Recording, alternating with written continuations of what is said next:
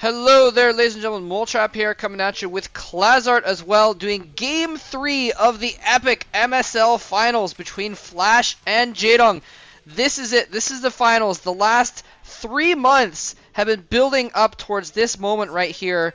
These games right now, this best of 5, it is tied up at 1 game apiece. Anything can happen at this point.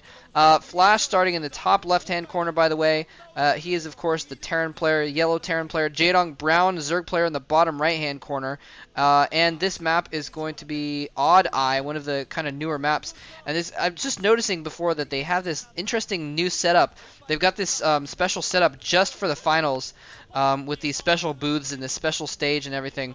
Anyway, it's tied up. It is 1 apiece. This game... The third game in a tied up series is crucial. It's always so crucial because it's gonna determine who has that momentum going into game 4 of being up 2-1. Who's gonna have that advantage where all they have to do is squeeze out one more game to take the series. People have obviously come back from 2-1 deficits before. Jaedong is the best person at coming back from deficits. He's known for winning the first game and then, losing the first game and then winning the next 3, coming out from the hole. Anyway, so we got FlaSh putting a depot down below his ramp.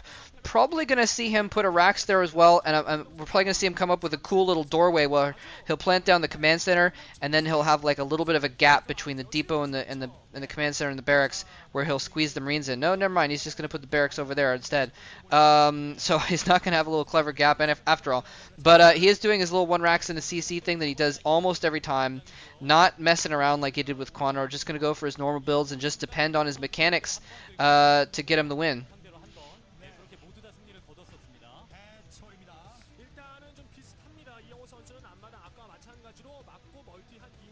Yeah, Jaedong has gone for 12 hatch as well. looks like we've had a bit of lag between us. I'm not sure if we'll need to restart here at the start or if we'll be able to continue going on. I think we'll be able to continue. But yeah, Jaedong's gone for a 12 hatch here. He's got his second overlord out in scouting. And yeah, both players have shown some really good StarCraft so far. Both players have won in positions where it didn't look like they would be able to secure the victory, and they've secured victories from tough positions. It looked like Jaedong is going for that 3 hatchery build again that we saw him do in the last map. Of course, it's a different kind of map, so it will be a different kind of build. But Jaedong going for that again. And meanwhile, looks like FlaSh sending his drone, sending his SCV down to scout. Looks like he's getting ready to put his command center down. And I have to say, the one thing I've noticed about FlaSh this season more than any other is the skill of his scouting. He has been so much better with his scouts than he used to be in previous seasons, and I think that's a big part of his success. Yeah, I'd say that's been definitely one of his strong points. And something I wanted to point out, by the way, is he is, like you said, he is going for that 3 hatchery build. We saw him in Game 2 go for the 3 hatcheries first, then the pool, and then he basically just did everything like crazy. He had so much economy going on. He was able to tech like mad. He was able to get extra bases like crazy. And this is another map where that's going to be something that he can pull off, because on Odd Eye, in the bottom left-hand corner and also the top right, there, I think it's top right too, but the bottom left-hand corner, actually it is just bottom left, I think. There is a double gas expansion, and this is a map where we've seen a lot of players try and go for a quick tech and get that bottom left expansion, because they can get 4 gas mines off 3 bases with that, basically. And then they just go for something crazy. And we actually saw, I keep referring to this, both Quanro and Calm go for mass guardians on this map. They try to get that bottom left expansion, get their 4 gas, and then go guardians. And so we'll see if Jaedong does something different, though, because he tried that last game. He got this huge economy, and FlaSh actually coming in with a Marine and an SCV trying to pick off some drones. The SCV is going to go down. Is he going to get a drone in exchange, though? I don't think he's damaged any of the drones enough. Let's see. No, none of the drones are going to go down. That Marine's going to die. A little bit of a waste of a Marine and an SCV there. Anyway, that was kind of weird. But yeah, Jaedong went for that build last time and then built a bunch of guardians and had them die to wraiths. Even though, we didn't have enough time in that video to talk about it a little bit more, but that was pretty stupid, because he should have seen Calm and Quanro do the exact same thing, and he should have known that FlaSh was going to completely hard counter it. And he didn't. So anyways, we'll see if Jaedong, that's my point, I guess, is we'll see if Jaedong tries to get that bottom left expansion and go for a big tech build, or if he's going to do something else this game. Yeah, Jaedong already getting that Evo chamber up and running again, so it looks like he might be looking to tech sooner rather than later. He's getting that layer almost up, and I presume we're going to see a spire go down once that layer pops up. FlaSh, meanwhile, has got his third racks building. He's got his engineering bay down, and I don't think we're seeing him put too many turrets down right now because again, FlaSh this time was able to see that Jaedong has gone for that 3 hatchery build, so he's not in too much of a rush to get those turrets down. He knows that there's going to be that much more time before the Mutalisks pop out, and that's the genius of FlaSh. I mean, that's the level of play that's required at this level. You've got to be able to kind of know your timings really well and optimize your builds because there's those little advantages that players eke out for themselves. They are what ultimately decide the games. FlaSh now has got his academy up, he's getting his comp stats down, so he's going to know exactly where Jaedong is going to be, and he's going to save a lot of resources in not having to put too many turrets down early on because he's already got a decent sized group of medic and marines out, and Jaedong is just not going to be, and that's unfortunately that's kind of partially the disadvantage of going for this sort of build, that you are allowing the Terran economy to really kick in.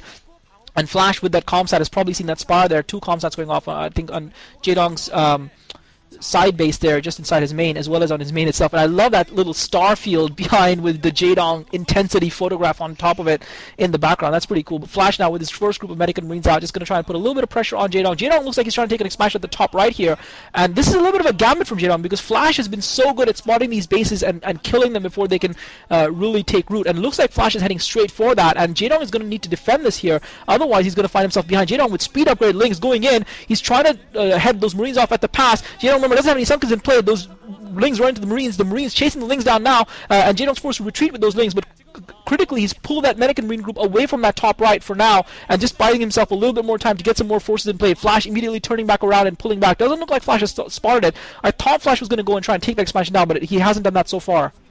Yeah, that is exactly, and that's exactly how FlaSh beat Jaedong somewhat recently, I think in the Pro League or something like that. He just completely shut Jaedong down, but not against this many Zerglings. A ton of Zerglings coming from all sides. The Marines actually doing a lot better than I expected them to. They may have +1 weapons already, so they're killing the Zerglings a lot quicker. More reinforcements coming in to try and save that. Yeah, he does have +1 weapons. Normally, those Zerglings would have slaughtered those Marines, but they were taking them out a lot quicker than I expected with that +1. FlaSh has been forced back to his base, though. He's not been able to take out that top right expansion, which, as you said, is exactly what he's just perfect at doing, is finding those expansions and shutting them down very quickly. We do see some sort of a gap in the fog of war in the bottom left. I'm not sure if he's going to... Yeah, he's got a drone down there. He might be thinking about taking that as well. Okay, yeah, so I was right. The top right expansion is not a double gas. He's just going to try and take that. And maybe he was expecting FlaSh to attack that bottom left because it is the double gas that most Zergs go for.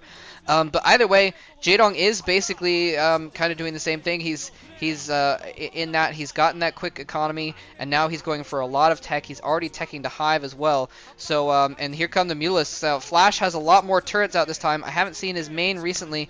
Okay, he's got some turrets in his main, but again, if Jaedong gets past that line of defense and just decides to play ballsy, he could theoretically get behind those minerals and do a lot of damage, just like he did in Game 1.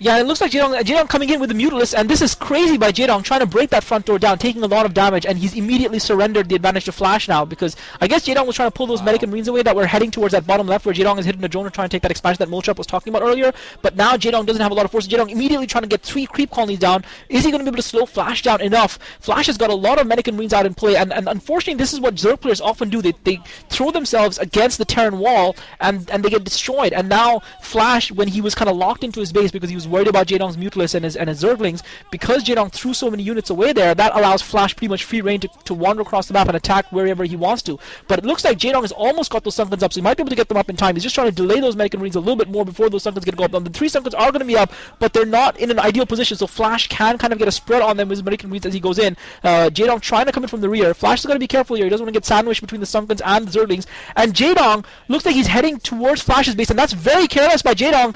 He's heading towards, so I guess he's trying to intercept FlaSh's reinforcements and therefore prevent FlaSh from attacking, but he's left his base extremely vulnerable here. I think FlaSh has enough there to take that base down. FlaSh now, seeing that Jaedong's forces are away, has decided to take this opportunity and go in and feel that if he can take this expansion down, it'll be worth losing all his units. Jaedong, meanwhile, has killed those marines that were trying to reinforce FlaSh's units. FlaSh has taken on all 3 Sunkens. Jaedong's moved the drones away. Jaedong coming in, trying with his Mutalisks, and the Zerg is pouring forth as well. FlaSh has got a brilliant wall of medics in front of those marines, and Jaedong can't reach them with the Zerg. The Zerg is streaming through the Mutalisks. They're trying to get into the medics. The medics are trying to get past them, and if they're just managed to get past, and Jaedong looks like he just might be able to hold this base here. He does manage to hold it. He takes out all the marines, and he's managed to save the expansion and the drones, even though he lost the 3 Sunkens there, but he lost a lot of his forces in as well, and FlaSh is continuing to keep the pressure up here. Wow, yeah, that is absolutely crucial. He kept that base. It's still in danger though. This backup force may be able to pick off that last hatchery that's now defenseless. There's still those Mulisks and some Zerglings there, and some more coming in to reinforce as well. He may be able to hold that off. Yeah, I don't think that group of Marines is going to be enough. An Ultralisk Cavern is up now as well. FlaSh is actually kind of in trouble now. He's going to lose that group of Marines again. Again, losing his group of Marines, and that is just so disappointing for FlaSh that he didn't take out that expansion. He didn't take out the hatchery in the top right. Just a miraculous save there by Jaedong. I could have sworn he had enough Marines to really deal with that. Anyway, so FlaSh is now going to have to fall back here to his main base here. He's got a bunch of Marines running around without any medics to support. Where are the medics, FlaSh? Oh, he stimmed them. They're all very badly damaged. Does manage to kill off those Zerglings regardless though, but Jaedong now taking that bottom left expansion, and FlaSh is not in a really good position to move out and try and take out expansions, but he does have 8 barracks and 2 starports, so he's going to be able to start pumping out troops very quickly here, and he does have a little bit of a tech advantage. He's got 1-1 upgrades now. Oh, actually no, I take that back completely. Jaedong has +2 Carabus and +1 attack is what it looked like on his ground unit. So Jaedong actually has the upgrade advantage, the econ advantage, and the tech advantage at the moment. Well, I guess FlaSh does have his vessels out, but very, very soon Jaedong's going to be able to start putting out Ultra. There's the first Ultralisk popping just as I say that, and this is going to be really, really hard for FlaSh to deal with. I mean, he's got his macro going full bore now, but he doesn't have a lot of vessels out. It's going to be really tough to deal with the tech units. Yeah, Jaedong is forcing FlaSh to play this high-pressure game because Jaedong, once again, has gone for that fast tech. He's got those ultras out pretty quickly. He's completely bypassed the defilers, but it looks like FlaSh is now going to go and try and kill because he wasn't able to make any headway at the top right. He wants to make sure he doesn't let Jaedong get another expansion, and I don't see any way that Jaedong can defend this bottom left-hand corner expansion that has just gone up. That hatchery has just gone up. Jaedong with Lings and ultras in play, but FlaSh is going to be able to kill that expansion and prevent Jaedong from really... If Jaedong had managed to get that expansion established, now that he's got that hive up, he would have been able to put a Nidus down. Then it would have been really horrible situation for FlaSh to be in.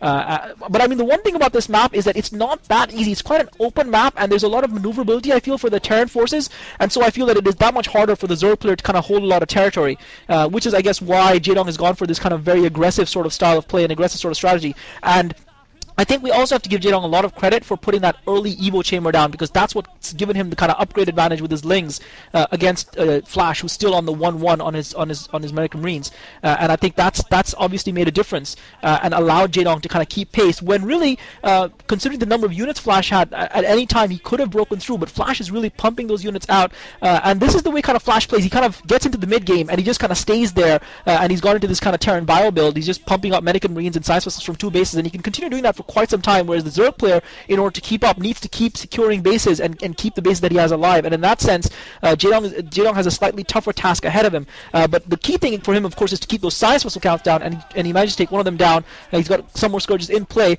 But the problem is he doesn't have any defilers. Those ultralists don't have enough Lings with them, I feel, and they need some defiler support. Now, Jaedong chasing those American Marines back across the bridge. He's going to pick off another science vessel and then run back because he just doesn't have the ground forces strong enough to be able to take FlaSh down, and this is going to give FlaSh a chance. Now that he's warded off Jaedong at the bridge, it's going to give FlaSh a chance to head towards the top right expansion yet again.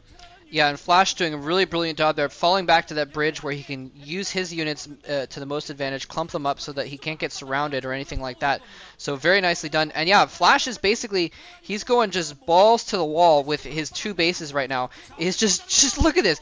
Crazy amounts of units being pumped out right now. He's got 5 or 6 control groups of Medic Marines right now. He's trying to bear down on this type right expansion, and Jaedong, despite having he's been building up a lot of tech and stuff, he hasn't quite been able to build up enough forces. He's using some ultras from behind to try and pick off those Marines, but there's a huge, enormous ball of Marines taking up the entire screen, bearing down on those sunken colonies. There's just a bunch of ultras, but they don't have enough Ling support. They needed a couple dozen cracklings in the mix in order to do any good at all, and he's going to lose that top right expansion. He might even lose all those drones. It looks like he's managed to save all the drones. But he's lost all of his ultralists, he's lost that base, he's lost bottom left, so now it's completely turned back around. Jaedong is back down to 2 bases. He may be taking a third at the 3 o'clock position, it's hard to tell, but FlaSh is also at 2 bases, and 2 base Terran is way more powerful than a 2 base Zerg, and he does have that 3rd base up, but it's going to die immediately as soon as it goes down. FlaSh just putting down 8 barracks and just pumping out a ton of units. And so even though Jaedong has had a little bit of it, now Jaedong finally pumping out some units. He's got the Cracklings and the Scourge and the Ultras going in. He may be able to affect some damage on this group here. FlaSh's forces a little bit spread out, do get surrounded. FlaSh's forces get surrounded by the Cracklings and the Ultras, and he does take out that entire massive army. The entire massive army goes down. Jaedong almost just basically must have thrown everything he had into making one last army and saves that third base as well, trying to get the bottom left up again. I thought Jaedong was doomed. I thought that army was going to go down and crush his natural expansion, and that was going to be game. And now Jaedong has managed to get an army out of nowhere, a huge army out of nowhere, and has fought his way back into the game. And FlaSh kind of had hoped to win off those two base, that big push. Now he's going to have to build a third base and try and make it a longer game. I have to say, this is the kind of game that legends are made of, and that stories are told about. It's just brilliant. I mean, in the space of literally 60 seconds, we saw what seemed like the game turn around twice. First with FlaSh with his massive army taking out Jaedong's expansion at the top right, and then Jaedong somehow managed to come back and wipe out FlaSh's army. But look, what army? FlaSh's army is right back in it. He's already produced an army that was as massive as the one that Jaedong just killed, and it's just kind of like fighting the legions of Mordor. You've just killed 1,000 orcs and think you finally scented victory, where over the crest of the hill you see 10,000 more heading towards you, and that's what FlaSh's forces are like now. Right now, FlaSh's Terrans are like the Zerg, and now if FlaSh can take this bottom left-hand expansion down, where he's really smashing up the Irradiates on those Ultras, if he can take this bottom left expansion where he's got a massive stream of yellow coming down with those Medic Marines, then Jaedong is going to be in a huge amount of trouble. Jaedong does have an Nidus Canal up though. He's trying to get in with those into those Marines and use that Irradiate to hurt FlaSh's forces. Jaedong has to be careful here. He has to micro really well. Those Ultralists that have been irradiated are almost dead, but he has to be careful that he doesn't allow his links to get killed. Now, Jaedong once again moving. He's leaving that expansion vulnerable here, moving out, and maybe he's trying to lure FlaSh in. I'm not sure, but FlaSh certainly doesn't need to be asked twice. Jaedong pulling out, pulling back in, and now he's got some reinforcements popping out through the Nidus Canal. He's got a Defiler in him. Defiler just before it dies. Defiler on 13 health managed to get the Swarm up. FlaSh with brilliant micro trying to take the Defiler down, but now Swarm spreading across the sky, covering the orange darkness and blood all over FlaSh's units. Jaedong, however, I'm not sure he has enough. Jaedong's lost all of his ground forces. He's only got a couple of archers left that he needs to keep them under the cloud. FlaSh with still a large group of Medic and Marines are alive, and those science vessels as well. And Jaedong is just desperately hoping for some time here. He's got some reinforcements on the way across the map, but I'm not sure he's going to be able to hold this bottom left expansion. He does have a Defiler in behind there. He's going to eat that drone, and he's going to use that to try and get a Swarm up on top of it, and he's going to try and pincer FlaSh's units here yet again, but FlaSh brilliantly maneuvering them into the corner. Jaedong meanwhile tries to take a science vessel down. He does manage to kill one science vessel, two more still alive. Decent group of Medic and Marines. Meanwhile, FlaSh's got reinforcements coming in. Jaedong with more Scourges coming in is going to pick up another science vessel. Jaedong with ground forces reinforcing as well, but FlaSh seems to barely have the upper hand here. He's just pumping those units after units out, and the only reason Jaedong is still staying in this battle is because he's constantly getting those Defiler swarms up on top of FlaSh's forces and preventing FlaSh from closing in. But FlaSh, it doesn't look like he's too far from breaking through these defenses of Jaedong's and actually taking that expansion down. And FlaSh actually with the group of science vessels now camping on top of Jaedong's expansion in the bottom left, which is really preventing Jaedong from getting those high-tech units into play. And it looks like FlaSh might just be able to wear Jaedong down slowly but surely here. But how good is FlaSh's mineral situation going to be? It looks like he's just down to his natural expo. I think he's mined out in his main, Moletrap. Yeah, I think he is mined out his main. He's just gotten a third base up, I think, because we saw some SCVs transferring to that nearby base that I see the command center landing right now. And he has just barely been fighting in and out of those swarms right now. It's a huge battle. This is the pivotal point of the game, and we're seeing them both fight over this bottom left expansion. If FlaSh can take it out, that will be absolutely huge for him. If Jaedong can defend it, it'll be huge for him. And FlaSh is just rallying tons of units to this location, just desperately trying to press home this attack that he's been forcing down Jaedong's throat, and he has managed to take out most of the forces. All his Marines, though, die at just the last moment. He's got reinforcements coming in. They're just going to rush in from behind that wall of medics and take out those few Zerglings. And I wanted to make a reference that it seemed like FlaSh's forces, they were yelling at C-3PO to shut down the garbage smashes on the detention level because they were squeezing into tighter and tighter situations. And yeah, the video that we're watching has just gone blank. So what the heck is going on? Something crazy is going on, and I guess my Star Wars reference was too much for the Star League to handle, because something Star Wars pwns the Star League. Exactly. Oh man, I was pretty proud of that reference. I had heard that there was some kind of I had heard there was some kind of drama involved at some stage, but I didn't know what was going on. So it looks like this is what people were talking about when they said there was apparently some drama in the middle of the tournament. in the middle of the finals. But it looks like we don't know what's going on right now, but it looks like the game has paused. And the screens went black there for a second. The video seemed to shut out, and the fans are just sitting there. Is it just me, Moletrap, or does this stadium look smaller to you than ones in previous MSL seasons? I remember the last MSL Finals commentary I think I did. It was a massive stadium with so many more spectators, and I'm not sure what's going on here. There seems to be just a pause. It looks like a Kespa referee has come out. Finally getting to do something useful apart from just standing by the players and making sure. On YouTube, Basie put an annotation in. I report the results of Game 3 involved in this incident. Oh crap, I missed it. In consideration of the resource situation and expansions, therefore, we decided and found in favor under summary trial of Kespa StarCraft Code Section 13 that Jaedong appeared to be in the lead. What? Oh my god. Oh my god. Oh my god. No! Oh my god! If this wasn't crazy enough, so am I reading you right, Moletrap? They're giving the game to Jaedong. Someone's game crashed, I think, or something like that happened, and the game was lost. And they reviewed the situation and decided that Jaedong was in the lead and awarded him the game. Which holy crap! Which is, in my opinion, horrible because FlaSh was not out of that game. He still had 2 bases running. He wasn't. He was no way. He wasn't. He had no way he was out of that game. Right. I don't think. I mean, this is gonna. I mean, I think FlaSh fans are just probably, as they would have been watching this live, they would have probably been cursing in disgust, in absolute disgust. And if I was a FlaSh fan right now, man, would I be pissed. Jaedong with a lucky break. I mean, FlaSh came so close to breaking down that front door, but I mean, you can't really say that he would have broken it down. I don't know on what basis they can award that. It certainly didn't seem to me that, I mean, it looked like Jaedong might have had more bases and more resources, but the reality is that FlaSh had his natural still running. He'd got another Expo up and running. Jaedong wasn't in any position to threaten FlaSh's economy. He was still struggling. So it looked like FlaSh would still have the 2-base economy going that he had all along, with which to pressure Jaedong, and it didn't look like either player had come out in that battle decisively. So for my money, I would have called that a draw and played a rematch. Moletrap, I don't know what you think. I definitely agree. I really think that they should have just played a rematch because, I mean, yeah, FlaSh was behind, and Jaedong did have those gas mines going at the bottom left, so he was at 4, maybe 5 gas, which is very, very strong, I must admit.